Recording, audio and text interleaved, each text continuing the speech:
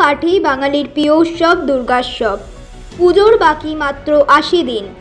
দুর্গাপুজোর খুঁটি পুজো একটি চিরাচরিত প্রথা। শহর জুড়ে শুরু হয়েছে দুর্গাপুজোর প্রস্তুতি। খুঁটি পুজো মফস্বল শহরে খুঁটি পুজোকে ঘিরে বিভিন্ন ক্লাব সংগঠনগুলি ইতিমধ্যে চূড়ান্ত ব্যস্ততা তুঙ্গে।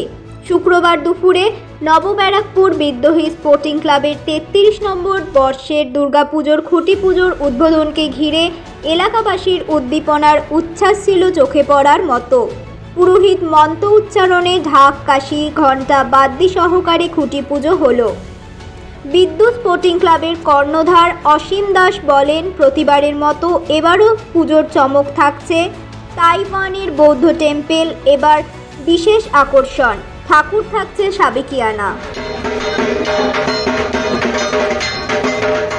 বাঙালির একটা শ্রেষ্ঠ উৎসব, বাংলার শ্রেষ্ঠ উৎসব, এবং এটা আমরা গর্ব করে বলি যে বাংলার মাননীয় মুখ্যমন্ত্রী উদ্যোগে বিভিন্ন পুজো কর্তাদেরকে যেভাবে উনি উৎসাহিত করেন, সবাই সেই উৎসাহে নেমে পড়ে। এবং ইউনেস্কোর তরফ থেকে বাংলার দুর্গোৎসবকে একটা বেঁধে দিয়েছে। আনন্দে আমরা সবাই আনন্দিত, পুরস্কৃত হচ্ছে বাংলার দুর্গা উৎসব। এবং আজকে নবব্যারাকপুরের বুকে বিদ্রোহী একটা বড় সংগঠন পুজোর ক্ষেত্রে, এবং পাশাপাশি এই অঞ্চলে বহু ক্লাব আছে, শক্তি সংঘ, এভারগ্রিন, শিবাই সংঘ, সবাই ভালো পুজো করছে। এবং এটা আলটিমেটলি নিউ ব্যারাকপুর শহরে একটা জনজোয়ার তৈরি হয়। সংগঠকরা সেভাবেই তাদের পুজোটাকে অর্গানাইজ করছে। এটা খুব ভালো দিক সমাজে। আমাদের বৌদ্ধ টেম্পলের আদলে পুজোটা মণ্ডপটা হচ্ছে। এই 5 দিনে যে আপনারা যে আয়োজন করেছেন, কি মেসেজ দেবেন মানুষকে, কীভাবে আসতে বলবেন? মানুষকে ভালোই মেসেজ দেবে, মানুষ মানে স্বতঃস্ফূর্তভাবে আসবে।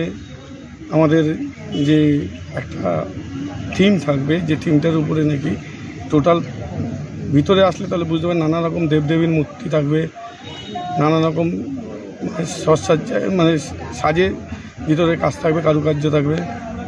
এবার আমাদের পুজো 33তম বর্ষ। এই বছর আমাদের তাইওয়ানের বুদ্ধ টেম্পলের আদলে এই আমাদের মণ্ডপ তৈরি হবে, এবং প্রতিবার সাবেকিয়ানার পুজো আমাদের এখানে হয়, সেই থিমেই পুজো হয় আমাদের এখানে। এবং প্রচুর লোকজন এখানে, প্রচুর দূর দূরান্ত থেকে এখানে দেখতে আসে। আর মহিলাদের একটা বিশেষ উদ্যোগ থাকে এই পুজোর মধ্যে, এবারও থাকবে।